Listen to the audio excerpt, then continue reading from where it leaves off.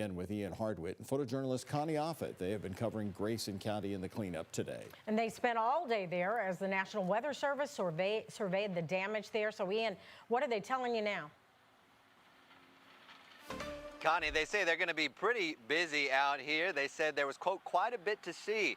They believe that the survey out here is going to take about 2 days, as they believe a tornado may have stretched about 3 counties. They're still figuring out whether or not that's one big tornado that did move across that one singular path, or maybe it was small, several tornadoes. But they're confident that a tornado blew through here. You can see its devastation.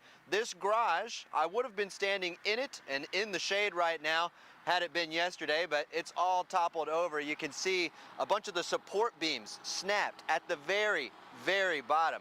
And as we come back out, you can also see one of the garage doors over here. It totally wrapped around this ATV and sent wood flying into the Thunderbird car behind it.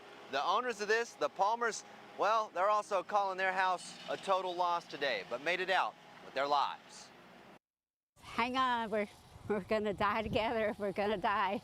That's what ran through Sharon Palmer's head after she and her husband of 26 years, Chris Palmer, survived a Tuesday tornado that ripped off their roof in Grayson County. While most people live in these houses along Nolan Park seasonally, the Palmers live here year-round. The tornado would have been moving southeast across Nolan River Lake, and you can see quite a bit of tree damage on the far side of the lake. Evan Webb at the National Weather Service says it'll take 2 days to survey this tornado, which possibly stretched from Grayson to Hart and Metcalfe counties. Certainly not final by any stretch at this point, with the survey still ongoing. Webb says it's difficult to tell with 100% certainty, but he believes winds as strong as 115 miles per hour blew through here, strong enough to take the Palmers home about 4 feet off of its foundation.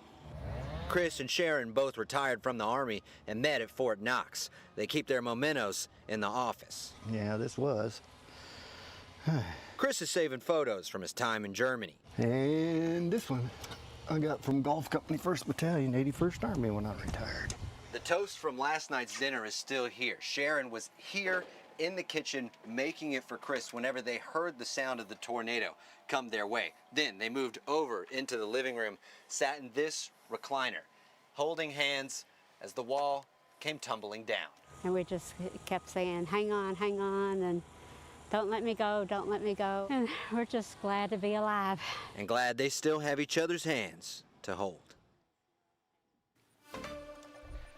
And what you're looking at here will be a common sight out here by the lake. Lots of people burning all the limbs and some of the wood that had come down off of their homes. The National Weather Service says a lot of the damage out here was mobile homes, barns, and lots of trees, as you can see, as they've snapped all around us. Doug and Connie.